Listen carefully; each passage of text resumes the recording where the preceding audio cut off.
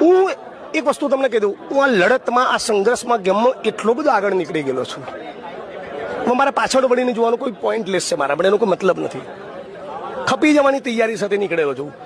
RSS Bharatiya Janata party એમના સમર્થકોએ ઉખાડી લે, એમને જે કરવું હોય કરે. હું સત્ય માટે ઊભો છું અને આખી ગુજરાતની જનતા જાણે છે. એગ્રેસિવ છું, આક્રમક બોલું છું, પણ મારા હૃદયમાં શું પડ્યું છે એ ગુજરાતના મીડિયા કર્મીઓ બી જાણે છે, સત્તાધારી પાર્ટીના માણસો બી પડદા પાછળ એપ્રિશિએટ કરે છે. એટલે આ જે લડત છે એ લડતમાંથી હું નીકળેલો માણસ છું અને આ લડતમાં મને એક પ્રકારનું સુકૂન બી મળે છે. રાઈટ, મારાથી કોઈ વંચિતનું કામ થાય, કોઈ સર્કિટ હાઉસમાં મિનિમમ વેજ ના મળતું હોય અને મારા એફર્ટના કારણે, રાઈટ, મારે એક એજ્યુટેશનના કોલ આપવાથી કે કોઈ ઓફિસરને ફોન કરવાથી કે ધરણા કરવાથી કોઈકના જીવનમાં મહિને 2000નો પગાર થતો હોય તો એનાથી ઉત્તમ વાત શું હોઈ શકે? તો આ મને વસ્તુ ડ્રાઈવ કરતી હોય છે. એટલે ઠીક છે, ડરવાનું તો શું હોય યાર.